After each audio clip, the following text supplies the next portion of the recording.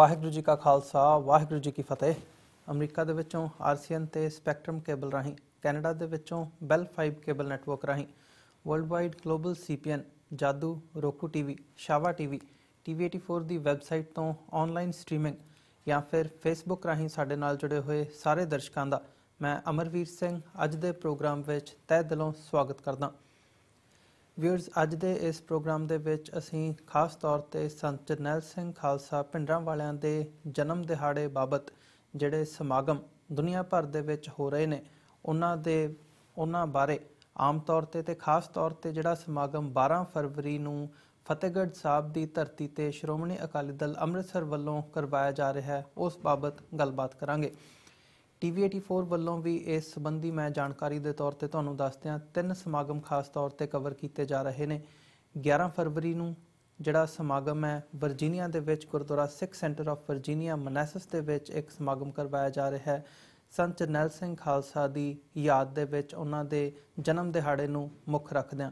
ਇਸੇ ਤਰ੍ਹਾਂ 18 ਫਰਵਰੀ ਨੂੰ ਨਿਊਯਾਰਕ ਦੇ ਵਿੱਚ ਗੁਰਦੁਆਰਾ ਸਿੱਖ ਕਲਚਰਲ ਸੁਸਾਇਟੀ ਰਿਚਮੰਡ ਹਿੱਲ ਦੇ ਵਿੱਚ ਇੱਦਾਂ ਦਾ ਹੀ ਇੱਕ ਸਮਾਗਮ ਇੱਥੋਂ ਦੀਆਂ ਪ੍ਰਬੰਧਕ ਕਮੇਟੀਆਂ ਤੇ ਜਥੇਬੰਦੀਆਂ ਵੱਲੋਂ ਕਰਵਾਇਆ ਜਾ ਰਿਹਾ ਹੈ।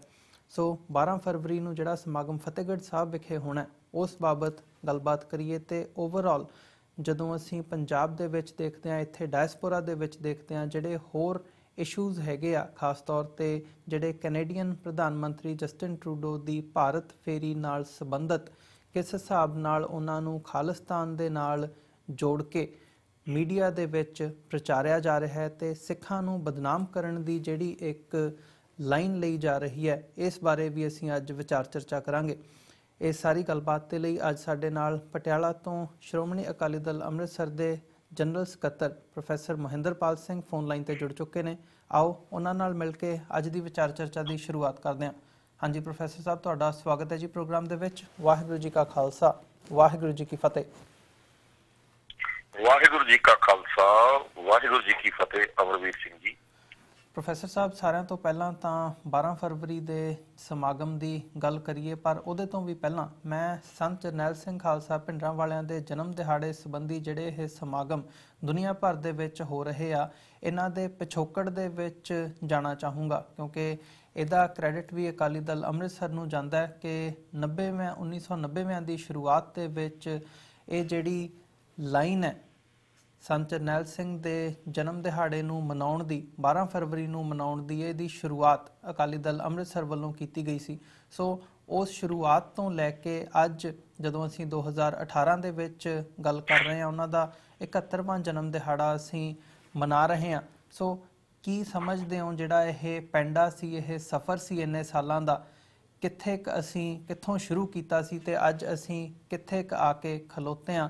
ਤੇ ਜੇ ਇਸ ਸਮਾਗਮ ਸੰਬੰਧੀ ਵੀ ਸਾਡੇ ਨਾਲ ਤੁਸੀਂ ਜਿਹੜੀ ਜਾਣਕਾਰੀ, ਵੇਰਵੇ ਹੈਗੇ ਆ, ਕੀ ਸਿੱਖ ਸੰਗਤਾਂ ਐਕਸਪੈਕਟ ਕਰ ਸਕਦੀਆਂ ਨੇ, ਉਸ ਬਾਬਤ 'ਚ ਸਾਡੇ ਨਾਲ ਤੁਸੀਂ ਵਿਚਾਰਾਂ ਦੀ ਸਾਂਝ ਪਾ ਸਕੋ। ਹਾਂਜੀ ਅਮਰਵੀਰ ਸਿੰਘ ਜੀ, ਜਿਹੜਾ 12 ਫਰਵਰੀ ਦਾ ਸੰਤ ਜਰਨੈਲ ਸਿੰਘ ਜੀ ਦਾ ਜਨਮ ਦਿਨ ਹੈ, ਇਹ ਆਪਣੇ ਆਪ 'ਚ ਹੁਣ ਇੱਕ ਵਿਲੱਖਣ ਇਤਿਹਾਸਕ ਦਿਹਾੜਾ ਬਣ ਗਿਆ, ਕਿਉਂਕਿ ਮੈਂ ਇੱਕ ਇਹ ਕਹਿ ਸਕਦਾ ਕਿ ਇਹ ਹਿੰਦੁਸਤਾਨੀ ਜਾਬਰ ਜਿਹੜੇ ਹਾਕਮ ਨੇ, ਉਹਨਾਂ ਨੂੰ ਇੱਕ ਸਿੱਧਾ ਚੈਲੰਜ ਕੀਤਾ ਗਿਆ ਸੀ ਜੀ।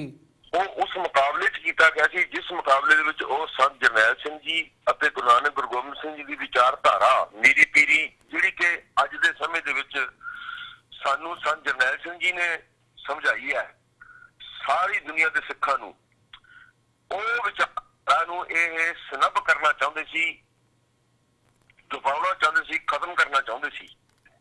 ਸੋ ਜਿਸ ਤਰ੍ਹਾਂ ਸੰਤ ਜਰਨੈਲ ਸਿੰਘ ਜੀ ਨੇ ਇੱਕ ਬਹੁਤ ਹੀ ਵੱਡੀ ਦਲੇਰੀ ਤੇ ਸ਼ਹਾਦਤ ਤੱਕ ਦਾ ਸਫ਼ਰ ਤੈਅ ਕੀਤਾ ਹੈ ਜੀ, ਬੜੇ ਹੀ ਸੰਜਮ 'ਚ ਰਹਿ ਕੇ ਔਰ ਬੜੇ ਹੀ ਸਿੱਖ ਅਸੂਲਾਂ ਦੇ ਨਾਲ ਲਬਰੇਜ਼ ਹੋ ਕੇ ਇਹ ਮਤਲਬ ਕਿ ਸਾਨੂੰ ਸਮਝਾਇਆ ਹੈ, ਉਨੇ ਹੀ ਸ਼ਿੱਦਤ ਦੇ ਨਾਲ ਸ਼੍ਰੋਮਣੀ ਅਕਾਲੀ ਦਲ ਅੰਮ੍ਰਿਤਸਰ ਅੱਜ ਤੱਕ ਇਸ ਗੱਲ ਨੂੰ ਲੈ ਕੇ ਚੱਲੀ ਆਉਂਦੀ ਹੈ ਕਿ ਆਖਰ ਸੰਤ ਜਰਨੈਲ ਸਿੰਘ ਜੀ ਦਾ ਸੁਨੇਹਾ ਕੀ ਸੀ, ਕਿਉਂ ਉਹਨਾਂ ਨੇ ਇਹ ਸਾਰਾ ਕੁਝ ਕੀਤਾ ਜੋ ਉਹਨਾਂ ਦੇ ਨਾਲ ਜੋੜਿਆ ਜਾ ਰਿਹਾ ਹੈ ਜਾਂ ਜੋ ਉਹਨਾਂ ਦੇ ਨਾਲ ਅਸਲੀਅਤ ਹੈ ਜੀ। ਪਰ ਦੂਜੇ ਪਾਸੇ ਭਾਰਤੀ ਹਕੂਮਤ ਨੇ ਸ਼ੁਰੂ ਤੋਂ ਹੀ ਸਾਡੇ ਚੋਂ ਦਲਾਲ ਖਰੀਦ ਕੇ ਇਸ ਆਵਾਜ਼ ਨੂੰ ਬੰਦ ਕਰਨਾ ਚਾਹਿਆ ਸੀ ਤੇ ਜਿਨ੍ਹਾਂ ਦਿਨਾਂ ਦੀ ਤੁਸੀਂ ਗੱਲ ਕਰਦੇ ਹੋ ਤੇ ਅਸੀਂ ਜਨਮ ਦਿਹਾੜਾ ਮਨਾਉਣਾ ਸ਼ੁਰੂ ਕੀਤਾ ਸਾਡੀ ਪਾਰਟੀ ਨੇ ਸਰਦਾਰ ਸਿਮਰਨਜੀਤ ਸਿੰਘ ਮਾਨ ਦੀ ਅਗਵਾਈ ਹੇਠ, ਉਹਨਾਂ ਦਿਨਾਂ ਦੇ ਵਿੱਚ ਸੰਤ ਜਰਨੈਲ ਸਿੰਘ ਜੀ ਦਾ ਨਾਮ ਅਖਬਾਰਾਂ ਤੇ ਟੈਲੀਵਿਜ਼ਨ ਚੋਂ ਤਾਂ ਖੈਰ ਪਹਿਲਾਂ ਹੀ ਉਹਨਾਂ ਨੇ ਖਤਮ ਕਰਤਾ ਸੀ ਜੀ। ਅਖਬਾਰਾਂ ਚੋਂ ਤੇ ਆਮ ਦੁਨੀਆ ਚੋਂ ਖਤਮ ਕਰਨਾ ਚਾਹੁੰਦੇ ਸੀ। ਉਹ ਹੋਰ ਤਰ੍ਹਾਂ ਦੇ ਮਨਸੂਬੇ ਕਰ ਰਹੇ ਸੀ ਕਿ ਜਾਂ ਤਾਂ ਭਗਤ ਸਿੰਘ ਦਾ ਨਾਮ ਪ੍ਰਮੋਟ ਕਰ ਦਿੱਤਾ ਜਾਵੇ, ਭਾਵ ਸਿੱਖ ਨੌਜਵਾਨੀ ਜਿਹੜੀ ਪਹਿਲੀ ਪੀੜ੍ਹੀ ਉਹਨਾਂ ਨੇ ਸਾਡੀ ਸ਼ਹੀਦ ਕਰਤੀ ਸੀ, ਅਗਲੀ ਪੀੜ੍ਹੀ ਨੂੰ ਉਹ ਚਾਹੁੰਦੇ ਨਹੀਂ ਸੀ ਕਿ ਸੰਤ ਜਰਨੈਲ ਸਿੰਘ ਜੀ ਦੇ ਨਾਲ ਜੁੜ ਜਾਣ ਜੀ। ਸੋ ਮੈਂ ਇਹ ਕ੍ਰੈਡਿਟ ਤੁਸੀਂ ਲਫ਼ਜ਼ ਵਰਤਿਆ, ਤੁਹਾਡਾ ਧੰਨਵਾਦ ਹੈ, ਪਰ ਮੈਂ ਇਹ ਗੁਰੂ ਸੱਚੇ ਪਾਤਸ਼ਾਹ ਗੁਰੂ ਗ੍ਰੰਥ ਸਾਹਿਬ ਜੀ ਦੀ ਬਖਸ਼ਿਸ਼ ਸਮਝਦਾ ਕਿ ਇੰਨੇ ਮਤਲਬ ਕਹਿਣ ਤੋਂ ਜ਼ਾਲਮ ਸਮੇਂ ਦੇ ਵਿੱਚ ਸਾਡੀ ਪਾਰਟੀ ਸਰਦਾਰ ਸਿਮਰਜੀਤ ਸਿੰਘ ਮਾਨ ਦੀ ਅਗਵਾਈ ਦੇ ਵਿੱਚ ਡਟੀ ਰਹੀ। ਉਸ ਵਕਤ ਪਹਿਲੇ ਸਾਲਾਂ ਦੇ ਵਿੱਚ ਕਿਸੇ ਵੀ ਸਿੱਖ ਧਿਰ ਨੇ ਸਾਡਾ ਸਾਥ ਨਹੀਂ ਦਿੱਤਾ ਇਸ ਚੀਜ਼ ਉੱਤੇ। ਉਲਟਾ ਕਿਸੇ ਨੇ ਇਹ ਕਿਹਾ ਕਿ ਇਹ ਤਾਂ ਜਨਮ ਦਿਨ ਹੈ ਹੀ ਨਹੀਂ ਜੀ, ਇਹਦਾ ਕੀ ਫਾਇਦਾ ਹੋਊਗਾ ਜੀ।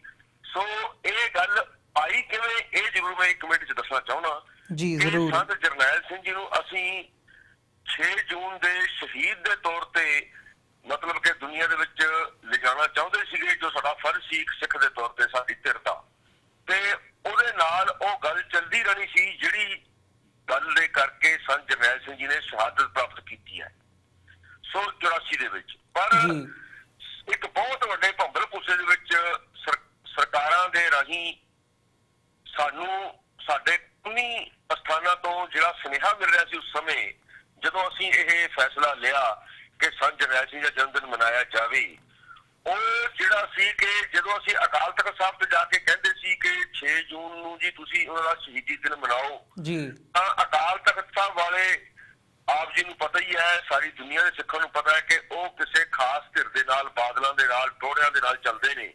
ਸੋ ਉਸਦੇ ਹੁਕਮ ਮੁਤਾਬਕ ਚੱਲਦੇ ਨੇ ਤੇ ਟੋੜੇ ਬਾਦਲ ਜਿਹੜੇ ਨੇ ਅਮਰਿੰਦਰ ਉਹ ਚੱਲਦੇ ਨੇ ਨਾਗਪੁਰ ਦੇ ਥੱਲੇ।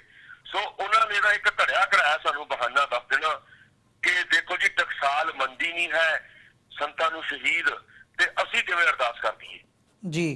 ਜਦੋਂ ਅਸੀਂ ਟਕਸਾਲ ਕੋਲ ਜਾਣਾ, ਟਕਸਾਲ ਦੇ ਵਿੱਚੋਂ ਸਾਨੂੰ ਇਹ ਸੁਨੇਹਾ ਮਿਲਣਾ ਕਿ ਸੰਤ ਜੀ ਚੜ੍ਹਦੀ ਕਲਾ 'ਚ ਨੇ।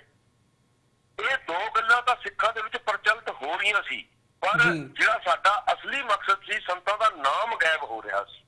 ਸੋ ਉਸ ਸ਼ਿੱਦਤ ਨੇ, ਉਸ ਪਿਆਰ ਨੇ, ਉਸ ਫਰਜ਼ ਨੇ ਸਾਨੂੰ ਇਸ ਗੱਲ ਦੇ ਅਗਵਾਈ ਦਿੱਤੀ ਗੁਰੂ ਗ੍ਰੰਥ ਸਾਹਿਬ ਜੀ ਨੇ ਕਿ ਤੁਸੀਂ ਉਹਦਾ ਦਿਨ ਮਨਾਉਣਾ ਹੈ, ਉਹਨਾਂ ਨੂੰ ਯਾਦ ਕਰਨਾ ਹੈ, ਬੇਸ਼ੱਕ ਕਿਸੇ ਵੀ ਤਰੀਕੇ ਕੀਤਾ ਜਾਵੇ। ਅਸੀਂ ਫਿਰ ਇਹ ਦਿਨ ਚੁਣਿਆ ਕਿ ਅਸੀਂ 12 ਫਰਵਰੀ ਨੂੰ ਉਹਨਾਂ ਦਾ ਫਤਿਹਗੜ੍ਹ ਸਾਹਿਬ ਵਿਖੇ ਜਨਮ ਦਿਨ ਮਨਾਵਾਂਗੇ।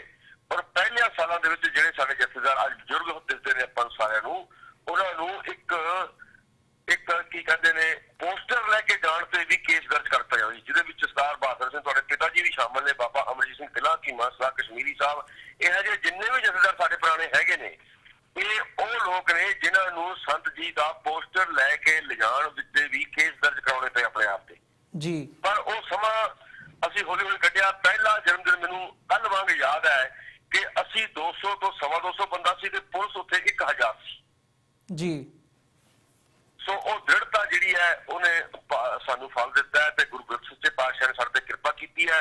ਜਿਵੇਂ ਤੁਸੀਂ ਹੁਣੇ ਦੱਸ ਕੇ ਹਟੇ ਹੋ ਵੀ ਅਮਰੀਕਾ ਦੇ ਕੁਝ ਗੁਰਦੁਆਰਿਆਂ ਵਿੱਚ ਵੀ, ਗੁਰਦੁਆਰਾ ਸਾਹਿਬਾਨ ਦੇ ਵਿੱਚ ਵੀ, ਪੰਜਾਬ ਦੇ ਵਿੱਚ ਵੀ ਕਈਆਂ ਥਾਵਾਂ ਤੇ ਇਹ ਦਿਨ ਮਨਾਇਆ ਜਾਂਦਾ। ਪਰ ਮੈਂ ਇਹ ਬੇਨਤੀ ਕਰਦਾ ਸਿੱਖ ਸੰਗਤ ਨੂੰ ਆਪ ਜੀ ਦੇ ਟੀਵੀ ਮਾਧਿਅਮ ਰਾਹੀਂ ਕਿ ਤੁਸੀਂ ਵੱਧ ਤੋਂ ਵੱਧ ਮਨਾਓ। ਜੋ ਅਮਰੀਕਾ ਦੀ ਸੰਗਤ ਹੈ ਇੱਥੇ ਆ ਨਹੀਂ ਸਕਦੀ ਇਮੀਡੀਏਟਲੀ, ਪਰ ਪੰਜਾਬ ਤੇ ਖਾਸ ਕਰ ਜਿਹੜਾ ਭਾਰਤ ਦੇਸ਼ ਹੈ, ਇਸ ਦੇਸ਼ ਦੇ ਜਿਹੜੀਆਂ ਹੱਦਾਂ ਨੇ ਉਹਨਾਂ ਨੂੰ ਮੈਂ ਬੇਨਤੀ ਕਰਦਾ ਕਿ ਤੁਸੀਂ ਜਿਹੜਾ ਪੰਜਾਬ ਦਾ ਦਿਨ ਹੈ ਇਹ ਇੱਕ ਚੈਲੰਜ ਹੈ ਤੇ ਇਹ ਫਤਿਹਗੜ੍ਹ ਸਾਹਿਬ ਹੀ ਆਇਆ ਕਰੋ। ਉਸ ਤੋਂ ਪਹਿਲੇ ਦਿਨਾਂ 'ਚ, ਉਸ ਤੋਂ ਬਾਅਦ ਦੇ ਦਿਨ ਜਦੋਂ ਮਰਜ਼ੀ ਮਨਾਓ, ਅਸੀਂ ਵੀ ਤੁਹਾਡੇ ਕੋਲ ਆਵਾਂਗੇ। ਇਸ ਵਾਰ ਵਿਲੱਖਣਤਾ ਇਹ ਹੈ ਕਿ ਜਿੱਥੇ ਸਾਨੂੰ ਆਸ ਹੈ ਕਿ 1 ਲੱਖ ਤੋਂ ਉੱਪਰ ਇਹ ਗਿਣਤੀ ਮਤਲਬ ਕਹਿਣ ਤੋਂ ਟੱਪ ਜਾਣੀ ਹੈ ਜੀ, ਉਹਦੇ ਵਿੱਚ ਚੈਲੰਜ ਜਿਹੜਾ ਹੈਗਾ ਇਹ ਨਾਗਪੁਰ ਨੂੰ ਵੀ ਹੈ, ਇਹ ਦਿੱਲੀ ਨੂੰ ਵੀ ਹੈ, ਇਹ ਚੰਡੀਗੜ੍ਹ ਨੂੰ ਵੀ ਹੈ।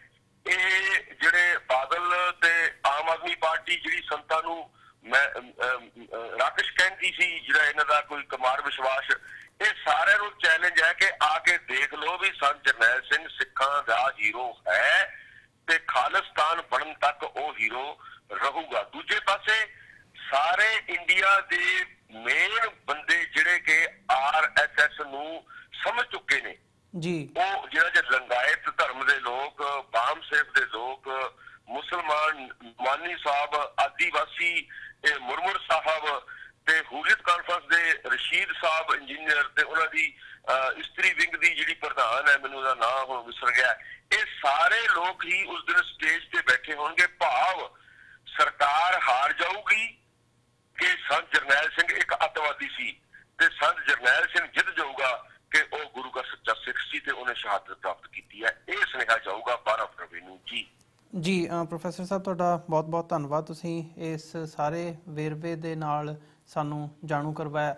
ਅੱਜ ਤੇ ਅਗਲੇ ਟੌਪਿਕ ਵੱਲ ਚੱਲੀਏ। ਜਸਟਿਨ ਟਰੂਡੋ ਜਿਹੜੇ ਕਿ ਕੈਨੇਡਾ ਦੇ ਪ੍ਰਧਾਨ ਮੰਤਰੀ ਹੈਗੇ ਆ, ਉਹਨਾਂ ਦੀ ਭਾਰਤ ਫੇਰੀ ਨੂੰ ਮੁੱਖ ਰੱਖਦਿਆਂ ਕਈ ਤਰ੍ਹਾਂ ਦੀਆਂ ਜਿਹੜੀਆਂ ਗੱਲਾਂ ਨੇ, ਖਾਸ ਤੌਰ ਤੇ ਉਹਨਾਂ ਨੂੰ ਖਾਲਿਸਤਾਨ ਨਾਲ ਜੋੜ ਕੇ ਕਿਤੇ ਨਾ ਕਿਤੇ ਪ੍ਰੈਸ਼ਰਾਈਜ਼ ਕਰਨ ਦੀ ਜਿਹੜੀ ਇੱਕ ਲਾਈਨ ਭਾਰਤ ਦੇ ਆਫੀਸ਼ੀਅਲ ਚੈਨਲਸ ਵੱਲੋਂ ਵੀ ਜਿਹੜੀ ਹੈ ਉਹ ਲਈ ਜਾ ਰਹੀ ਹੈ, ਤੇ ਇੰਡੀਅਨ ਜਿਹੜਾ ਮੀਡੀਆ ਹੈਗਾ ਉਹਦੇ ਵੱਲੋਂ ਵੀ, ਕਿ ਇੱਥੇ ਜਿਹੜੀਆਂ ਐਕਟੀਵਿਟੀਜ਼ ਡਾਇਸਪੋਰਾ ਦੇ ਵਿੱਚ, ਖਾਸ ਤੌਰ ਤੇ ਕੈਨੇਡਾ ਦੇ ਵਿੱਚ ਹੁੰਦੀਆਂ ਨੇ, ਪੀਸਫੁਲ ਐਕਟੀਵਿਟੀਜ਼ ਖਾਲਿਸਤਾਨ ਦੇ ਨਾਲ ਸੰਬੰਧਿਤ, ਉਹਨਾਂ ਦੇ ਉੱਪਰ ਜਸਟਿਨ ਟਰੂਡੋ ਦੀ ਐਡਮਿਨਿਸਟ੍ਰੇਸ਼ਨ ਵੱਲੋਂ ਰੋਕ ਲਗਾਈ ਜਾਵੇ। ਤੇ ਕਿਤੇ ਨਾ ਕਿਤੇ ਇਹ ਗੱਲ ਵੀ ਦੇਖਣ ਦੇ ਵਿੱਚ ਆ ਰਹੀ ਹੈ ਡਾਇਰੈਕਟਲੀ ਕਿ ਜਿਵੇਂ ਹਰਜੀਤ ਸਿੰਘ ਸੱਜਣ ਦੀ ਜਦੋਂ ਫੇਰੀ ਵੇਲੇ ਉਹਨਾਂ ਨੂੰ ਕਹਿ ਲਓ ਕਿ ਬਦਨਾਮ ਕਰਨ ਦੀ ਇੱਕ ਉਹਨਾਂ ਦੇ ਖਿਲਾਫ ਇੱਕ ਨੈਗੇਟਿਵ ਕੈਂਪੇਨ ਮੀਡੀਆ ਦੇ ਵਿੱਚ ਵੀ ਚੱਲਿਆ, ਉਹੀ ਲਾਈਨ ਅੱਜ ਜਸਟਿਨ ਟਰੂਡੋ ਦੇ ਖਿਲਾਫ ਜਿਹੜੀ ਹੈ ਉਹ ਦੇਖਣ ਨੂੰ ਮਿਲ ਰਹੀ ਹੈ। ਸੋ ਇਹਦੇ ਪਿੱਛੇ ਕੀ ਕਾਰਨ ਸਮਝਦੇ ਹੋ ਤੁਸੀਂ, ਤੇ ਓਵਰਆਲ ਕੀ ਸਮਝਦੇ ਹੋ ਕਿ ਜਿਹੜੀ ਇਹ ਕੈਂਪੇਨ ਲੀਡ ਕੀਤੀ ਜਾ ਰਹੀ ਹੈ, ਇਹਦੇ ਕੀ ਪ੍ਰਭਾਵ ਪੈ ਸਕਦੇ ਆ, ਇਹਦੇ ਪਿੱਛੇ ਕਾਰਨ ਕੀ ਨੇ, ਤੇ ਖਾਸ ਤੌਰ ਤੇ ਸਿੱਖਾਂ ਦਾ ਜਿਹੜਾ ਰਿਸਪੌਂਸ ਹੈ ਇਸ ਬਾਬਤ ਉਹ ਕੀ ਹੋਣਾ ਚਾਹੀਦਾ?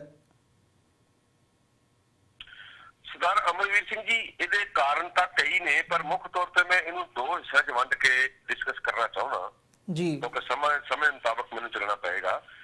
ਕਿ ਜਸਟਿਨ ਟਰੂਡੋ ਜਾਂ ਕੈਨੇਡਾ ਜਾਂ ਸਿੱਖ, ਇਹ ਤਿੰਨ ਧਿਰਾਂ ਨੂੰ ਆਪਾਂ ਮਤਲਬ ਕਿ ਮੰਨ ਕੇ ਚੱਲਦੇ ਹਾਂ। ਅਸਲ ਵਿੱਚ ਜਿਹੜੀ ਅਵੇਅਰਨੈਸ ਆਲ ਓਵਰ ਵਰਲਡ ਆਈ ਹੈ ਸਿੱਖਾਂ ਦੇ ਵਿੱਚ ਕਿ ਸਾਨੂੰ ਗੁਲਾਮ ਰੱਖਿਆ ਜਾਣ ਦਾ ਮਨਸੂਬਾ 47 ਤੋਂ ਪਹਿਲਾਂ ਤੈਅ ਹੋ ਚੁੱਕਾ ਸੀ ਤੇ ਅੱਜ ਵੀ ਉਹਦੇ ਤੇ ਵਰਕ ਹੋ ਰਿਹਾ ਹੈ ਭਾਰਤੀ ਹਕੂਮਤ ਵੱਲੋਂ। ਉਸ ਚੀਜ਼ ਨੂੰ ਜਦੋਂ ਅਵੇਅਰਨੈਸ ਦੇ ਰੂਪ ਵਿੱਚ ਆਲ ਓਵਰ ਵਰਲਡ ਦੇ ਸਿੱਖਾਂ ਨੇ ਸਮਝ ਲਿਆ ਤੇ ਉਹਦਾ ਧੁਰਾ ਬਣ ਗਿਆ ਕੈਨੇਡਾ ਤੇ ਇੰਗਲੈਂਡ। ਕੈਨੇਡਾ ਦੇ ਸਿੱਖਾਂ ਨੂੰ ਮੈਂ ਮੁਬਾਰਕਬਾਦ ਦਿੰਦਾ ਕਿ ਉਹਨਾਂ ਨੇ ਸੱਚ ਦੀ ਗੱਲ ਨੂੰ ਇੰਨਾ ਪ੍ਰਮੋਟ ਕੀਤਾ ਕਿ ਉੱਥੋਂ ਦੀਆਂ ਸਰਕਾਰਾਂ ਵੀ ਜਿਹੜੀਆਂ ਨੇ ਉਸ ਸੱਚ ਨੂੰ ਮਤਲਬ ਕਿ ਬੜੀ ਈਜ਼ੀਲੀ ਪ੍ਰਵਾਨ ਕਰ ਰਹੀਆਂ ਨੇ। ਜਿੱਥੋਂ ਤੱਕ ਸੱਜਣ ਸਾਹਿਬ ਦਾ ਸੰਬੰਧ ਹੈ, ਜਗਮੀਤ ਸਿੰਘ ਜੀ ਦਾ ਸੰਬੰਧ ਹੈ, ਉਹ ਸਿੱਖਾਂ ਦੇ ਬੱਚੇ ਹੋਣ ਦੇ ਨਾਤੇ ਉਹ ਉਸ ਦਰਦ ਨੂੰ ਬੜੇ ਚੰਗੀ ਤਰ੍ਹਾਂ ਸਮਝਦੇ ਨੇ ਤੇ ਅੱਜ ਉਹਨਾਂ ਕੋਲ ਇੱਕ ਪਾਵਰ ਹੈਗੀ ਹੈ ਕਿ ਉਹ ਸੱਚ ਨੂੰ ਦੁਨੀਆ ਦੇ ਵਿੱਚ ਰੱਖ ਸਕਣ।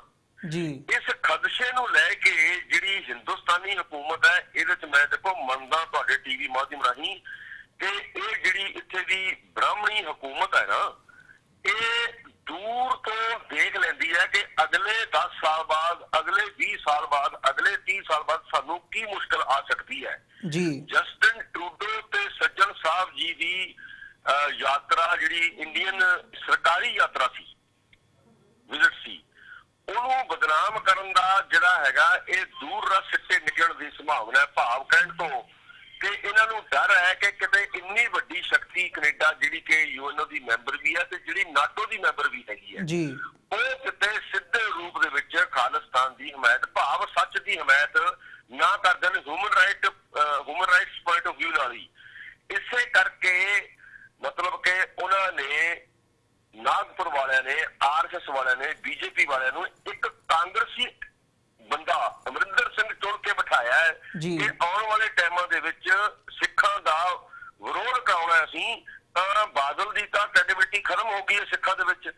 ਇੱਕ ਸਿੱਖ ਦਿਸ ਦਾ ਬੰਦਾ ਅਸੀਂ ਬਿਠਾ ਦਈਏ, ਉਸ ਕਰਕੇ ਉਹਨਾਂ ਨੇ ਕਾਂਗਰਸੀ ਸਿੱਖ ਦੀ ਮਦਦ ਕੀਤੀ ਹੈ ਤੇ ਕਾਂਗਰਸੀ ਸਿੱਖ ਜਿਹੜਾ ਅਮਰਿੰਦਰ ਸਿੰਘ ਹੈ ਆਪਣੇ ਬਣਨ ਤੋਂ ਹੁਣ 11 ਮਹੀਨੇ ਦੇ ਵਿੱਚ ਜੋ ਉਹਨਾਂ ਨੇ ਕੀਤਾ ਹੈ, ਚਾਹੇ KPS ਗਿੱਲ ਨੂੰ ਗੁਲਦਸਤੇ ਫੜਾਏ ਹੋਣ, ਚਾਹੇ ਸੱਜਣ ਸਾਹਿਬ ਦਾ ਵਿਰੋਧ ਕੀਤਾ ਹੋਵੇ, ਚਾਹੇ ਜਗਮੀਤ ਸਿੰਘ ਦੇ ਬਿਆਨ ਦਾ ਆਮ ਆਦਮੀ ਪਾਰਟੀ ਤੇ ਕਾਂਗਰਸ, ਬੀਜੇਪੀ ਤੇ ਅਕਾਲੀਆਂ ਨਾਲ ਮਿਲ ਕੇ ਵਿਰੋਧ ਕੀਤਾ ਹੋਵੇ, ਜਗਮੀਤ ਸਿੰਘ ਦਾ ਰਾਇਸ਼ਮਾਈ ਦੇ ਬਿਆਨ ਦਾ, ਇਹ ਸਾਰਾ ਕੁਝ ਦੱਸਦਾ ਹੈ ਕਿ ਭਾਰਤੀ ਹਕੂਮਤ ਇਸ ਗੱਲ ਤੋਂ ਡਰਦੀ ਹੈ ਕਿ ਕਿਤੇ ਖਾਲਿਸਤਾਨ ਵਾਲਾ ਸੱਚ ਜਿਹੜਾ ਹੈ ਉਹ ਵਿਦੇਸ਼ਾਂ ਦੇ ਵਿੱਚ ਯੂਐਨਓ ਦੇ ਵਿੱਚ ਮਾਨਤਾ ਨਾ ਪ੍ਰਾਪਤ ਕਰ ਲਏ, ਉਹਨੂੰ ਮੁੱਖ ਰੱਖ ਕੇ ਹਿੰਦੁਸਤਾਨੀ ਮੀਡੀਆ ਜਿਹੜਾ ਹੈ ਉਹ ਪੱਬਾਂ ਭਾਰ ਹੈ ਕਿ ਟਰੂਡੋ ਸਾਹਿਬ ਦੇ ਇੱਥੇ ਆਉਣ ਤੋਂ ਪਹਿਲਾਂ ਉਹਨੂੰ ਬਦਨਾਮ ਕਰ ਦਿੱਤਾ ਜਾਵੇ, ਉਹਨੂੰ ਡਰਾ ਦਿੱਤਾ ਜਾਵੇ। ਪਰ ਮੇਰਾ ਇਹ ਵਿਸ਼ਵਾਸ ਹੈ ਗੁਰੂ ਸੱਚੇ ਪਾਤਸ਼ਾਹ ਅਕਾਲ ਪੁਰਖ ਬਹੁਤ ਅਸੀਮ ਨੇ ਤੇ ਉਹਨਾਂ ਨੇ ਕੋਈ ਰਾਹ ਲੱਭ ਲੈਣਾ। ਨਾ ਤਾਂ ਜਸਟਿਨ ਟਰੂਡੋ ਨੂੰ ਕੋਈ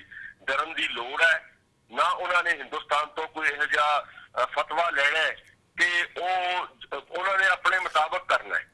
ਸੋ ਮੈਨੂੰ ਇਸ ਗੱਲ ਦਾ ਵਿਸ਼ਵਾਸ ਹੈ ਕਿ ਜਸਟਿਨ ਟਰੂਡੋ ਆਪਣੇ ਜੋ ਸੱਚ ਦੀ ਆਵਾਜ਼ ਹੈ ਉਹਦੇ ਮੁਤਾਬਕ ਚੱਲਦੇ ਰਹਿਣਗੇ। ਤੇ ਆਹ ਜਿਵੇਂ ਸਾਡਾ ਪੰਜਾਬੀ ਦੀ ਕਹਾਵਤ ਹੈ ਕਿ ਜਦੋਂ ਹਾਥੀ ਚੱਲਦਾ ਤਾਂ ਕੁੱਤੇ ਭੌਂਕਦੇ ਰਹਿੰਦੇ ਨੇ, ਮੈਂ ਤਾਂ ਉਹਨੂੰ ਫਿਰ ਕੁੱਤੇ ਬਿੱਲੇ ਸਮਝਦਾ।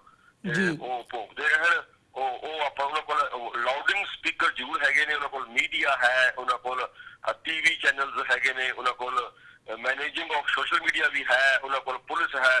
ਜਦੋਂ ਸੱਜਣ ਸਾਹਿਬ ਆਏ ਨੇ, ਮੈਂ ਉੱਥੇ ਹਾਜ਼ਰ ਸੀ ਦਰਬਾਰ ਸਾਹਿਬ, ਤੇ ਉਹਨਾਂ ਨੇ ਸਾਨੂੰ ਪੂਰਾ ਵੇਵ ਕਰਕੇ ਹੱਥ, ਤੇ ਉਹਨਾਂ ਨੂੰ ਪਤਾ ਸੀ ਅਸੀਂ ਖਾਲਿਸਤਾਨ ਦੇ ਬੈਨਰ ਲੈ ਕੇ ਖੜੇ ਸੀ। ਹੀ ਨੋਜ਼ ਕਿ ਇਹ ਕੌਣ ਲੋਕ ਖੜੇ ਨੇ। ਚਲੋ ਉਹਨਾਂ ਦੀ ਆਪਣੀ ਕੁਝ ਮਜਬੂਰੀ ਹੈ, ਸਾਡੇ ਕੋਲ ਸਿਕਿਉਰਿਟੀ ਰੀਜ਼ਨ ਕਰਕੇ ਨਹੀਂ ਆ ਸਕੇ, ਬਟ ਵੈਰੀ ਨੀਅਰਲੀ ਹੀ ਵੇਵਸ ਟੂ ਅਸ ਕਿ ਠੀਕ ਹੈ ਮੈਂ ਮਾਨਤਾ ਦਿੰਦਾ, ਤੁਸੀਂ ਸੱਚ ਬੋਲਦੇ ਹੋ। ਤੇ ਜੋ ਹੋਇਆ ਉਹ ਮੀਡੀਆ ਵਿੱਚ ਆਇਆ ਸੀ, ਤੇ ਹੁਣ ਵੀ ਟਰੂਡੋ ਸਾਹਿਬ ਦੀ ਉਹਦੇ ਵਿੱਚ ਵੀ ਅਸੀਂ ਉਹਦਾ ਸਵਾਗਤ ਕਰਨ ਚਾਹਾਂਗੇ। ਜੀ ਪ੍ਰੋਫੈਸਰ ਸਾਹਿਬ, ਜਿਵੇਂ ਤੁਸੀਂ ਗੱਲ ਕੀਤੀ ਹੈ ਕਿ ਜਸਟਿਨ ਟਰੂਡੋ ਜਿਹੜੇ ਹੈਗੇ ਆ ਉਹ ਆਪਣੀ ਪਾਲਿਸੀ ਦੇ ਤਹਿਤ ਹੀ ਚੱਲਣਗੇ, ਤੇ ਇੱਦਾਂ ਦਾ ਹੀ ਜਿਹੜਾ ਬਿਆਨ ਹੈਗਾ ਜਦੋਂ ਅਸੀਂ ਕੈਨੇਡੀਅਨ ਪ੍ਰਾਈਮ ਮਿਨਿਸਟਰ ਉਹਨਾਂ ਦੇ ਆਫਿਸ ਦੀ ਗੱਲ ਕਰਦੇ ਹਾਂ ਤਾਂ ਉਹਨਾਂ ਦੇ ਬੁਲਾਰੇ ਵੱਲੋਂ ਇਹ ਗੱਲ ਕਹੀ ਗਈ ਹੈ ਕਿ ਜਦੋਂ ਹਿਊਮਨ ਰਾਈਟਸ ਦੀ ਗੱਲ ਹੁੰਦੀ ਹੈ ਜਾਂ ਫਰੀडम ਆਫ ਸਪੀਚ ਦੀ ਜਿਹੜੀ ਗੱਲ ਹੈਗੀ ਹੈ ਉਹਦੇ ਤੇ ਜਿਹੜੀ ਸਾਡੀ ਐਡਮਿਨਿਸਟ੍ਰੇਸ਼ਨ ਹੈਗੀ ਹੈ ਉਹ ਸਟੈਂਡ ਕਰਦੀ ਹੈ ਤੇ ਅਸੀਂ ਉਹਦੇ ਹੱਕ ਦੇ ਵਿੱਚ ਹੈਗੇ ਹਾਂ। ਸੋ ਇਹੀ ਲਾਈਨ ਜੇ ਇੰਡੀਆ ਦੇ ਵਿੱਚ ਵੀ ਉਹਨਾਂ ਨੂੰ ਮੀਡੀਆ ਵੱਲੋਂ ਜਾਂ ਅਫੀਸ਼ੀਅਲ ਤੌਰ ਤੇ ਵੀ ਕੋਈ ਗੱਲ ਉਹਨਾਂ ਦੇ ਸਾਹਮਣੇ ਰੱਖੀ ਜਾਂਦੀ ਹੈ ਜਸਟਿਨ ਟਰੂਡੋ ਦੇ, ਤਾਂ ਉਹਨਾਂ ਦੀ ਇਹ ਪਾਲਿਸੀ ਹੀ ਜਿਹੜੀ ਹੈਗੀ ਹੈ ਉਹ ਅੱਗੇ ਜਿਹੜੀ ਹੈ ਉਹਨੂੰ ਰੱਖਣਗੇ ਤੇ ਇਹਦੇ ਉੱਪਰ ਉਹ ਸਟੈਂਡ ਕਰਨਗੇ ਕਿ ਹਿਊਮਨ ਰਾਈਟਸ ਦੇ ਜਿਹੜੇ ਇਸ਼ੂਜ਼ ਨੇ ਤੇ ਜਿਹੜੀ ਆਪਣੀ ਗੱਲ ਕਹਿਣ ਦਾ ਹੱਕ ਹੈਗਾ ਉਹ ਹਰ ਇੱਕ ਨੂੰ ਉਹਦੀ ਆਜ਼ਾਦੀ ਹੈ। ਪਰ ਜਦੋਂ ਅਸੀਂ ਪੰਜਾਬ ਦੇ ਵਿੱਚ ਦੇਖਦੇ ਹਾਂ, ਕੈਪਟਨ ਅਮਰਿੰਦਰ ਸਿੰਘ ਵੱਲੋਂ ਇਹ ਗੱਲ ਕਹੀ ਗਈ ਹੈ ਕਿ ਹਰਜੀਤ ਸਿੰਘ ਸੱਜਣ ਦਾ ਤੇ ਜਿਹੜੇ ਅਮਰਜੀਤ ਸਿੰਘ ਸੋਹੀ ਹੈਗੇ ਆ ਕੈਬਨਿਟ ਮਿਨਿਸਟਰਸ, ਉਹਨਾਂ ਨੂੰ ਜਸਟਿਨ ਟਰੂਡੋ ਵੱਲੋਂ ਖਾਲਿਸਤਾਨ ਦੇ ਮੁੱਦੇ ਦੇ ਉੱਪਰ ਥੋੜ੍ਹਾ ਜਿਹਾ ਜਿਹੜੀ ਹੈ ਉਹ ਉਹਨਾਂ ਨੂੰ ਸਨੱਬ ਕੀਤਾ ਗਿਆ ਤੇ ਇਹਦੇ ਲਈ ਉਹਨਾਂ ਨੇ ਇੱਕ ਸਟੈਪ ਅੱਗੇ ਜਾਂਦਾ ਮੁਬਾਰਕਬਾਦ ਦਿੱਤੀ ਹੈ ਕਿ ਤੁਸੀਂ ਇਹ ਚੰਗਾ ਕੰਮ ਕੀਤਾ ਤੇ ਮੈਂ ਤੁਹਾਡਾ ਸਵਾਗਤ ਕਰੂੰਗਾ ਹੁਣ। ਸੋ ਇੱਕ ਪਾਸੇ ਜਿਹੜੀ ਅਸੀਂ ਦੇਖਦੇ ਹਾਂ ਕੈਨੇਡਾ ਦੇ ਵਿੱਚੋਂ ਜੋ ਅਫੀਸ਼ੀਅਲ ਲਾਈਨ ਹੈ ਉਹ ਕੁਝ ਹੋਰ ਹੈ, ਪਰ ਕੈਪਟਨ ਅਮਰਿੰਦਰ ਸਿੰਘ ਉਹਨੂੰ ਕਿਸੇ ਹੋਰ ਹਿਸਾਬ ਨਾਲ ਜਿਹੜੇ ਨੇ ਉਹ ਪੋਰਟਰੇ ਕਰਦੇ ਨਜ਼ਰ ਆਉਂਦੇ ਨੇ। ਇਸ ਬਾਰੇ ਤੁਸੀਂ ਕੀ ਸਮਝਦੇ ਹੋ? ਅਸਲ ਵਿੱਚ ਇਹ ਸੱਚ ਤੋਂ ਬਹੁਤ ਦੂਰ ਗੱਲ ਹੈ ਜੋ ਸਰਦਾਰ ਅਮਰਿੰਦਰ ਸਿੰਘ ਉਹਨਾਂ ਨੇ ਕਹੀ ਹੈ ਅਖਬਾਰ ਰਾਹੀਂ। ਕੱਲ ਦੀ ਅਖਬਾਰਾਂ ਜਿੱਥੇ ਆਇਆ ਹੈ ਉਹ ਆਪਣਾ ਰਸਤਾ ਲੱਭ ਰਹੇ ਨੇ ਵੀ ਮੈਂ ਹੁਣ ਕਿਵੇਂ ਆਪਣੀ ਗਲਤੀ ਨੂੰ, ਜਿਹੜਾ ਸੱਜਣ ਸਾਹਿਬ ਦੇ ਟਾਈਮ ਤੇ ਗਲਤੀ ਕੀਤੀ ਹੈ, ਉਹਨੂੰ ਕਿਵੇਂ ਸੁਧਾਰਾਂ। ਕਿਉਂਕਿ ਇੱਕ ਫੇਸ ਵੈਲਿਊ ਦੇ ਤੌਰ ਤੇ ਉਹ ਪ੍ਰਧਾਨ ਮੰਤਰੀ ਦੇ ਸਾਹਮਣੇ ਜੇ ਉਹ ਪੰਜਾਬ ਚ ਆਉਂਦੇ ਨਹੀਂ ਆਉਂਦਾ ਤਾਂ ਇਹ ਬੇਇੱਜ਼ਤੀ ਪੰਜਾਬ ਦੇ ਚੀਫ ਮਿਨਿਸਟਰ ਦੀ ਹੋਏਗੀ, ਨਾ ਕਿ ਟਰੂਡੋ ਸਾਹਿਬ ਦੀ। ਜੀ ਸੋ ਜਿਹੜੀ ਤੁਸੀਂ ਗੱਲ ਕੀਤੀ ਹੈ ਉਹਨਾਂ ਦੀ ਅਫੀਸ਼ੀਅਲ ਲੈਣ ਦੀ, ਮੈਂ ਪਹਿਲੇ ਕਿਹਾ ਕਿ ਮੈਨੂੰ ਪੂਰਾ ਵਿਸ਼ਵਾਸ ਹੈ ਕਿ ਜੋ ਦੁਨੀਆ ਭਰ ਦੇ ਵਿੱਚ ਡੈਮੋਕ੍ਰੈਟਿਕ ਸਿਸਟਮ ਦੇ ਵਿੱਚ ਇੱਕ ਹਿਊਮਨ ਰਾਈਟਸ ਦੀ ਤੇ ਇੱਕ ਰਾਈਟ ਟੂ ਸਪੀਚ ਦੀ ਜਿਹੜੀ ਗੱਲ ਹੈ, ਐਕਸਪ੍ਰੈਸ਼ਨ ਦੀ ਗੱਲ ਹੈ, ਉਹਨੂੰ ਮਾਨਤਾ ਮਿਲ ਚੁੱਕੀ ਹੈ। ਜੇ ਇਹ ਮੁਲਕ ਇੰਨੇ ਜ਼ਿਆਦਾ ਚੰਗੇ ਨੇ, ਜੇ ਸਾਰਿਆਂ ਦੀ ਮੈਂ ਸਟੱਡੀ ਕਰਾਂ ਇਨਕਲੂਡਿੰਗ ਕੈਨੇਡਾ, ਤੇ ਜੇਕਰ ਇਹ ਕੋਈ ਵੀ ਦੁਨੀਆ ਦਾ ਦੇਸ਼ ਇਹ ਕਹਿੰਦਾ ਕਿ ਤੁਸੀਂ ਸੱਚ ਨੂੰ ਦਬਾਇਆ ਜੀ, ਇਹ ਸ਼ਰਮ ਮਹਿਸੂਸ ਕਰਦੇ ਨੇ। ਤੇ ਜਿਹੜੇ ਜਿਸ ਦੇਸ਼ ਦੀ ਅਸੀਂ ਗੱਲ ਕਰ ਰਹੇ ਹਾਂ ਇੰਡੀਆ ਦੀ, ਇਹ ਇਸ ਗੱਲ ਤੇ ਮਾਣ ਮਹਿਸੂਸ ਕਰਦੇ ਨੇ ਕਿ ਅਸੀਂ ਸੱਚ ਨੂੰ ਦਬਾ ਲਿਆ ਜੀ। ਸੋ ਅਮਰਿੰਦਰ ਸਿੰਘ ਨੂੰ ਇਸ ਨਜ਼ਰੀਏ ਨਾਲ ਦੇਖਿਆ ਜਾਵੇ ਕਿ ਇਹ ਆਪਣੀ ਬੇਸ਼ਰਮੀ ਲਾਉਣ ਦੀ ਕੋਸ਼ਿਸ਼ ਕਰ ਰਿਹਾ ਹੈ, ਬਟ ਇੰਡੀਅਨ ਮੀਡੀਆ ਦੇ ਵਿੱਚ ਕੁਝ ਚੀਜ਼ ਆ ਜਾਣ ਦੇ ਨਾਲ ਉਹ ਸੱਚ ਨਹੀਂ ਹੋ ਜਾਊਗਾ। ਉਹ ਸੱਚ ਉਹੀ ਚੀਜ਼ ਹੋਊਗੀ ਜਿਹੜੀ ਚੀਜ਼ ਆਲ ਓਵਰ ਵਰਲਡ ਦੇ ਵਿੱਚ ਐਨਾਲਾਈਜ਼ ਕੀਤੀ ਜਾਏਗੀ। ਸੋ ਐਨਾਲਾਈਜ਼ਿੰਗ ਦੇ ਤੌਰ ਤੇ ਜੇ right to speech and human rights ਦੇ ਉੱਪਰ ਹੀ ਸਾਡਾ ਜੇ ਕੋਈ ਪੱਲਾ ਫੜਦਾ ਹੈ ਜਾਂ ਸਟੈਂਡ ਲੈਂਦਾ ਹੈ, ਸਾਡੇ ਲਈ ਤਾਂ ਇਹੀ ਖਾਲਿਸਤਾਨ ਹੈ। ਕਿਉਂਕਿ ਲੜਾਈ ਤਾਂ ਅਸੀਂ ਆਪ ਲੜਨੀ ਹੈ, ਸੱਚ ਦੀ ਲੜਾਈ ਲੜ ਰਹੇ ਹਾਂ। ਸਾਨੂੰ ਤਾਂ ਇਹਨਾਂ ਧਿਰਾਂ ਦਾ ਸਿਰਫ ਇੰਨਾ ਹੀ ਹੌਸਲਾ ਬਹੁਤ ਹੈ ਵੀ ਸਾਡੀ ਸੱਚ ਨੂੰ ਉਹ ਸੱਚ ਕਹਿਣ। ਇਹੀ ਹੈ। ਅਸੀਂ ਟਰੂਡੋ ਸਾਹਿਬ ਦਾ ਵੀ ਧੰਨਵਾਦੀ ਹਾਂ, ਸੱਜਣ ਸਾਹਿਬ ਦੇ ਧੰਨਵਾਦੀ ਹਾਂ, ਮੈਂ ਜਗਮੀਤ ਸਿੰਘ ਦਾ ਵੀ ਧੰਨਵਾਦੀ ਹਾਂ, ਇੰਗਲੈਂਡ ਦਾ ਵੀ ਧੰਨਵਾਦੀ ਹਾਂ ਜਿਨ੍ਹਾਂ ਨੇ ਸਿੱਖਾਂ ਨੂੰ ਇੱਕ ਅੱਡ ਕੌਮ ਦੇ ਤੌਰ ਤੇ ਮਾਨਤਾ ਦੇਣ ਦੀ ਗੱਲ ਕੀਤੀ ਹੈ ਆਸ਼ਮੈਟ ਦੇ ਵਿੱਚ। ਸੋ ਇਸੇ ਤਰ੍ਹਾਂ ਹੀ ਮੈਂ ਅਮਰੀਕਾ ਦੇ ਵਿੱਚ ਵੀ ਆਪਣੀ ਪਾਰਟੀ ਨੂੰ ਤੇ ਆਪਣੇ ਸਿੱਖਾਂ ਨੂੰ ਬੇਨਤੀ ਕਰਦਾ ਕਿ ਤੁਸੀਂ ਵੀ ਲੌਬਿੰਗ ਇਸ ਤਰੀਕੇ ਨਾਲ, ਜਿਵੇਂ ਹੁਣ ਗੁਰਦੁਆਰਿਆਂ ਦਾ ਫੈਸਲਾ ਹੋਇਆ ਹੈ ਇਹਨਾਂ ਦੇ ਐਮਬੈਸੀਜ਼ ਦੇ ਬੰਦਿਆਂ ਨੂੰ ਨਾ ਕਰਨ ਦਾ, ਇਸ ਅਮਰੀਕਾ 'ਚ ਹੋਇਆ, ਇੰਗਲੈਂਡ 'ਚ ਹੋਇਆ, ਜਰਮਨ 'ਚ ਗੱਲ ਚੱਲ ਰਹੀ ਹੈ, ਕੈਨੇਡਾ ਤੋਂ ਸ਼ੁਰੂ ਹੋਇਆ। ਸੋ ਇਹ ਸਾਰਾ ਕੁਝ ਜਿਹੜਾ ਇਟ ਇਜ਼ ਅਵੇਅਰਨੈਸ ਐਂਡ ਅਸੀਂ ਵੀ ਸਿੱਖਾਂ ਦੇ ਵਿੱਚ ਅਵੇਅਰਨੈਸ ਦੀ ਹੀ ਗੱਲ ਕਰ ਰਹੇ ਹਾਂ। ਅਸੀਂ ਕੋਈ ਲੜਾਈ ਝਗੜੇ ਦੀ ਗੱਲ ਨਹੀਂ ਕਰ ਰਹੇ, ਅਸੀਂ ਅਵੇਅਰਨੈਸ ਦੀ ਗੱਲ ਕਰ ਰਹੇ ਹਾਂ। ਤੇ ਸਾਨੂੰ ਇਹ ਜਿਹੜੀਆਂ ਕਾਮਯਾਬੀਆਂ ਦਿਸਦੀਆਂ ਨੇ, ਇਸ ਤੇ ਸਾਨੂੰ ਮਾਣ ਹੈ ਕਿ ਗੁਰੂ ਗ੍ਰੰਥ ਸਾਹਿਬ ਨੇ ਸਾਨੂੰ ਸਵੀਕਾਰ ਕਰ ਲਿਆ। ਜੀ ਪ੍ਰੋਫੈਸਰ ਸਾਹਿਬ, ਜਾਂਦੇ ਜਾਂਦੇ ਮੈਂ ਮੀਡੀਆ ਦੇ ਰੋਲ ਬਾਰੇ ਤੁਹਾਡੇ ਕੋਲੋਂ ਥੋੜ੍ਹਾ ਜਿਹਾ ਜਾਣਨਾ ਚਾਹੂੰਗਾ, ਖਾਸ ਤੌਰ 'ਤੇ ਇੰਡੀਅਨ ਮੀਡੀਆ ਦੇ ਰੋਲ ਬਾਰੇ, ਕਿਉਂਕਿ ਹਰਜੀਤ ਸਿੰਘ ਸੱਜਣ ਤੇ ਅਮਰਜੀਤ ਸਿੰਘ ਸੋਹੀ ਦੇ ਬਿਆਨ ਨੂੰ ਇਸ ਹਿਸਾਬ ਨਾਲ ਪੋਰਟਰੇ ਕੀਤਾ ਗਿਆ ਕਿ ਉਹਨਾਂ ਨੇ ਖਾਲਿਸਤਾਨ ਨੂੰ ਨੈਗੇਟ ਕੀਤਾ। ਉਹਨਾਂ ਨੇ ਕਿਹਾ ਵੀ ਅਸੀਂ ਖਾਲਿਸਤਾਨ ਦੇ ਨਾਲ ਅਗਰੀ ਨਹੀਂ ਕਰਦੇ ਹੈਗੇ, ਪਰ ਪਹਿਲਾਂ ਉਹਨਾਂ ਨੇ ਕਦੋਂ ਅਗਰੀਮੈਂਟ ਲਿਖ ਕੇ ਦਿੱਤਾ ਸੀ ਕਿ ਉਹ ਖਾਲਿਸਤਾਨ ਦੇ ਵਿੱਚ ਯਕੀਨ ਰੱਖਦੇ ਆ, ਜਿਹੜਾ ਕਿ ਹੁਣ ਉਹਨਾਂ ਨੇ ਡਿਨਾਈ ਕੀਤਾ। ਸੋ ਜਿਹੜਾ ਮੀਡੀਆ ਵੱਲੋਂ ਇਸ ਗੱਲ ਨੂੰ ਪ੍ਰਚਾਰਿਆ ਜਾ ਰਿਹਾ ਹੈ, ਉਹਦੇ ਵਿੱਚ ਜਿਹੜਾ ਮੀਡੀਆ ਦਾ ਰੋਲ ਹੈਗਾ ਉਹ ਕਿਤੇ ਨਾ ਕਿਤੇ ਬਾਇਜ਼ ਹੈਗਾ ਜਾਂ ਨਹੀਂ, ਇਸ ਬਾਰੇ ਤੁਸੀਂ ਕੀ ਸਮਝਦੇ ਹੋ? ਇੰਡੀਅਨ ਮੀਡੀਆ ਦੇ ਇੱਕ ਬਹੁਤ ਹੀ ਵਧੀਆ ਐਂਕਰ ਰਵਿਸ਼ ਕੁਮਾਰ ਰਾਹੀਂ ਮੈਂ ਤੁਹਾਨੂੰ ਦੱਸ ਦਿੰਦਾ, ਉਹ ਕਹਿੰਦਾ ਜਿਹੜਾ ਇੰਡੀਅਨ ਮੀਡੀਆ ਹੈ ਉਹ 99% ਇਸ ਟਾਈਮ ਮੀਡੀਆ ਨਹੀਂ, ਉਹ ਮੋਦੀ ਮੀਡੀਆ ਹੈ ਜੀ। ਭਾਵ ਕਹਿਣ ਤੋਂ ਜਿਹੜੀ ਸਰਕਾਰ ਦੀ ਮੈਨੂਪਲੇਟਿੰਗ ਪਾਲਿਸੀ ਹੈ, ਇਹ ਉਹ ਹੈ। ਮੀਡੀਆ ਨਾਮ ਦੀ ਤਾਂ ਚੀਜ਼ ਇਸ ਟਾਈਮ ਇੰਡੀਆ 'ਚ ਹੈ ਹੀ ਨਹੀਂ, ਜਿਹਨੂੰ ਆਜ਼ਾਦ, ਕਿਉਂਕਿ ਮੀਡੀਆ ਮੀਨਸ ਆਜ਼ਾਦ ਮੀਡੀਆ, ਹੋਰ ਮੀਡੀਆ ਕੋਈ ਮੀਡੀਆ ਨਹੀਂ, ਹੋਰ ਤਾਂ ਏਜੰਸੀਜ਼ ਨੇ। ਇਸ ਟਾਈਮ IB ਜਾਂ ਰਾਜ ਜੋ ਵੀ ਇਹਦਾ ਸਿਸਟਮ ਹੈਗਾ, ਇਹ ਡਾਇਰੈਕਸ਼ਨਸ ਦਿੰਦੇ ਨੇ। ਤੇ ਸਪੈਸ਼ਲ ਮੋਦੀ ਸਾਹਿਬ ਦੀਆਂ ਮੇਰੇ ਕੋਲ ਹੁਣ ਟਾਈਮ ਘਟਨਾਵਾਂ ਐਸੀਆਂ ਯਾਦ ਨੇ ਕਿ ਜਦੋਂ ਉਹਨਾਂ ਨੇ ਇਹ ਕਿਹਾ ਕਿ ANI ਨੂੰ ਇੰਟਰਵਿਊ ਦੇ ਦਾਂਗਾ ਮੈਂ, ਜੋ ANI ਭੇਜੂਗੀ ਸਭ ਨੂੰ ਪੈਸੇ ਭੇਜ ਦਿਓ ਚੈਨਲਾਂ ਨੂੰ, ਜੋ ANI ਕਹਿ ਕੇ ਤੁਹਾਨੂੰ ਭੇਜੇਗੀ ਜੀ, ਲਿਖ ਕੇ ਦੇਗੀ, ਵੀਡੀਓ ਭੇਜੇਗੀ, ਤੁਸੀਂ ਉਹੀ ਨਸ਼ਰ ਕਰਨੀਆਂ ਨੇ। ਇਹ ਮੇਰੇ ਕੋਲ ਪ੍ਰੈਕਟੀਕਲ ਉਦਾਹਰਨਾਂ ਹੈਗੀਆਂ ਨੇ, ਜਿੰਨਾ ਮੇਰੀ ਹਸਤੀ ਹੈਗੀ ਹੈ ਪੋਲਿਟਿਕਸ ਦੇ ਵਿੱਚ, ਬਹੁਤੀ ਵੱਡੀ ਤਾਂ ਹੈ ਹੀ ਨਹੀਂ ਸਰਕਾਰੀ ਘਰਾਂ ਦੇ ਵਿੱਚ, ਜਿੰਨੀ ਕੁ ਮੇਰੀ ਸੋਸ਼ਲੀ ਜਾਣ ਪਛਾਣ ਹੈ, ਉਸ ਤੋਂ ਮੈਂ ਪ੍ਰੂਵ ਕਰ ਸਕਦਾ ਕਿ ਇੱਥੇ ਮੀਡੀਆ ਨਾਂ ਦੀ ਕੋਈ ਚੀਜ਼ ਨਹੀਂ ਹੈ। ਇੱਥੇ ਮੈਨੂਪਲੇਟਿੰਗ ਸਿਸਟਮ ਹੈ, ਉਹ ਪੈਸੇ ਰਾਹੀਂ ਮੈਨੇਜ ਕੀਤਾ ਜਾਂਦਾ ਹੈ, ਉਹ ਪਾਵਰ ਰਾਹੀਂ ਮੈਨੇਜ ਕੀਤਾ ਜਾਂਦਾ ਹੈ। ਤੇ ਇਹ ਜੋ ਕੁਝ ਵੀ ਤੁਸੀਂ ਇਹ ਗੱਲ ਸੱਜਣ ਸਾਹਿਬ ਬਾਰੇ ਕਹੀ ਹੈ ਕਿ ਬਿਲਕੁਲ ਤੁਹਾਡੀ ਗੱਲ ਠੀਕ ਆ। ਉਹਨਾਂ ਨੇ ਕਦੇ ਸਾਨੂੰ ਇਹ ਤਾਂ ਦਿੱਤਾ ਨਹੀਂ ਲਿਖ ਕੇ ਹਿੰਦੁਸਤਾਨ ਦੀ ਸਰਕਾਰ ਨੂੰ ਕਿ ਅਸੀਂ ਖਾਲਿਸਤਾਨ ਦੇ ਹਮਾਇਤੀਆਂ ਤੋਂ ਹੁਣ ਅੱਜ ਨਹੀਂ ਹੁੰਦੇ। ਉਹ ਤਾਂ ਇੱਕ ਸੱਚ ਦੀ ਗੱਲ ਕਰਦੇ ਨੇ, ਸੱਚ ਦੇ ਵਿੱਚ ਖਾਲਿਸਤਾਨ ਵੀ ਆ ਜਾਂਦਾ ਹੈ। ਜੀ ਬਿਲਕੁਲ ਪ੍ਰੋਫੈਸਰ ਸਾਹਿਬ, ਤੁਹਾਡਾ ਬਹੁਤ ਬਹੁਤ ਧੰਨਵਾਦ। ਤੁਸੀਂ ਇਹਨਾਂ ਦੋਵਾਂ ਇਸ਼ੂਜ਼ ਦੇ ਉੱਪਰ ਸਾਡੇ ਦਰਸ਼ਕਾਂ ਦੇ ਨਾਲ, ਸਾਡੇ ਨਾਲ ਵਿਚਾਰਾਂ ਦੀ ਸਾਂਝ ਪਾਈ ਹੈ। ਅੱਜ ਦੇ ਸ਼ੋਅ ਦੇ ਵਿੱਚ ਤੁਹਾਡੇ ਕੋਲੋਂ ਅਸੀਂ ਇੱਥੇ ਹੀ ਇਜਾਜ਼ਤ ਚਾਹਾਂਗੇ ਜੀ। ਤੁਹਾਡਾ ਬਹੁਤ ਬਹੁਤ ਧੰਨਵਾਦ। ਵਾਹਿਗੁਰੂ ਜੀ ਕਾ ਖਾਲਸਾ, ਵਾਹਿਗੁਰੂ ਜੀ ਕੀ ਫਤਿਹ ਜੀ। ਤੁਹਾਡਾ ਅਮਰਵੀਰ ਸਿੰਘ ਜੀ ਧੰਨਵਾਦ ਕਰਦਾ ਹੋਇਆ, TV 84 ਦਾ ਰਿਣੀ ਹੁੰਦਾ ਹੋਇਆ, ਸੰਗਤ ਨੂੰ ਮੈਂ ਆਪ ਜੀ ਦੇ ਮਾਧਿਅਮ ਰਾਹੀਂ ਅਪੀਲ ਕਰਦਾ ਕਿ ਜਿੰਨੇ ਵੀ ਮੇਰੇ ਮਿੱਤਰ ਪਿਆਰੇ ਸੁਣ ਰਹੇ ਨੇ ਇਹ ਗੱਲ ਜੀ, ਉਹ 12 ਫਰਵਰੀ ਨੂੰ ਫਤਿਹਗੜ੍ਹ ਸਾਹਿਬ ਵਾਲੇ ਜਿੱਥੇ ਵੀ ਕਿਸੇ ਦੇ ਲਿੰਕ ਹੋਣ, ਇੰਡੀਆ 'ਚ ਹੋਣ, ਪੰਜਾਬ ਜਿੱਥੇ ਕਿਤੇ ਵੀ ਹੋਣ, ਉਹ ਫਤਿਹਗੜ੍ਹ ਸਾਹਿਬ ਦੀ ਅਪੀਲ ਸਾਰੇ ਆਪਣੇ ਤੌਰ ਤੇ ਕਰੋ। ਮੈਂ ਸਾਰਿਆਂ ਨੂੰ ਅਪੀਲ ਕਰਦਾ ਕਿ 12 ਫਰਵਰੀ ਨੂੰ ਸੰਤ ਜਰਨੈਲ ਸਿੰਘ ਜੀ ਦਾ ਜਨਮ ਦਿਨ ਮਨਾ ਕੇ ਭਾਰਤ ਦੀ ਜ਼ਾਲਮ ਸਰਕਾਰ ਨੂੰ ਜਿਹੜਾ ਚੈਲੰਜ ਆਪਾਂ ਦਿੱਤਾ, ਉਹਨੂੰ ਵੱਧ ਤੋਂ ਵੱਧ ਗਿਣਤੀ ਦੇ ਵਿੱਚ ਅਸੀਂ ਚੈਲੰਜ ਸਵੀਕਾਰ ਕਰਕੇ ਉਹਨਾਂ ਦੇ ਮੂੰਹ ਦੇ ਉੱਤੇ ਥੱਪੜ ਮਾਰੀਏ। ਸੋ ਇਹ ਮੇਰੀਆਂ ਬੇਨਤੀਆਂ ਨੇ। ਦੁਬਾਰਾ ਰਿਣੀ ਹੁੰਦਾ ਹੋਇਆ ਫਤਿਹ ਅਰਜ਼ ਕਰਦਾ। ਵਾਹਿਗੁਰੂ ਜੀ ਕਾ ਖਾਲਸਾ, ਵਾਹਿਗੁਰੂ ਜੀ ਕੀ ਫਤਿਹ ਜੀ। ਵਿਊਅਰਸ, ਉਮੀਦ ਕਰਦੇ ਹਾਂ ਕਿ ਜਿਹੜੀ ਸਾਡੀ ਅੱਜ ਦੀ ਗੱਲਬਾਤ ਸੀ ਅਕਾਲੀ ਦਲ ਅੰਮ੍ਰਿਤਸਰ ਦੇ ਸੀਨੀਅਰ ਆਗੂ ਪ੍ਰੋਫੈਸਰ ਮੋਹਿੰਦਰਪਾਲ ਸਿੰਘ ਹੋਰਾਂ ਨਾਲ, ਉਹ ਤੁਹਾਨੂੰ ਜ਼ਰੂਰ ਪਸੰਦ ਆਈ ਹੋਵੇਗੀ।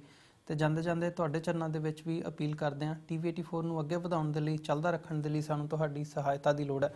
ਸਾਨੂੰ ਡੋਨੇਟ ਕਰਨ ਦੇ ਲਈ ਤੁਸੀਂ ਸਾਡੀ ਵੈਬਸਾਈਟ www.tv84.tv ਤੇ ਜਾ ਕੇ ਸਾਨੂੰ ਡੋਨੇਟ ਕਰ ਸਕਦੇ ਹੋ ਤੇ ਮੰਥਲੀ ਡੋਨੇਸ਼ਨਸ ਦੇ ਲਈ ਪਲੈਜ ਕਰ ਸਕਦੇ ਹੋ। ਜੇ ਚੈੱਕ ਰਾਹੀਂ ਡੋਨੇਸ਼ਨਸ ਭੇਜਣੀਆਂ ਚਾਹੁੰਦੇ ਹੋ ਤਾਂ TV 84 ਦੇ ਨਾਮ ਦਾ ਚੈੱਕ ਬਣਾ ਕੇ ਤੁਸੀਂ ਸਾਨੂੰ ਸਾਡੇ ਐਡਰੈਸ ਤੇ ਮੇਲ ਕਰ ਸਕਦੇ ਹੋ। 3601 37th ਐਵਨਿਊ, ਲੌਂਗ ਆਈਲੈਂਡ ਸਿਟੀ, ਨਿਊਯਾਰਕ 11101। ਵੈਬਸਾਈਟ ਇੱਕ ਵਾਰ ਫਿਰ ਰਿਪੀਟ ਕਰਦੇ ਹਾਂ, www.tv84.tv। ਇਸੇ ਦੇ ਨਾਲ ਵਿਊਅਰਸ, ਅਸੀਂ ਅੱਜ ਦੇ ਪ੍ਰੋਗਰਾਮ ਦੇ ਵਿੱਚ ਤੁਹਾਡੇ ਕੋਲੋਂ ਇੱਥੇ ਇਜਾਜ਼ਤ ਚਾਹਾਂਗੇ। ਅਗਲੇ ਹਫਤੇ ਸੋਮਵਾਰ ਨੂੰ ਤੁਹਾਡੇ ਨਾਲ ਦੁਬਾਰਾ ਫਿਰ ਮੁਲਾਕਾਤ ਹੋਵੇਗੀ। ਤਦ ਤੱਕ ਲਈ ਇਜਾਜ਼ਤ ਦਿਓ ਜੀ। ਵਾਹਿਗੁਰੂ ਜੀ ਕਾ ਖਾਲਸਾ, ਵਾਹਿਗੁਰੂ ਜੀ ਕੀ ਫਤਿਹ।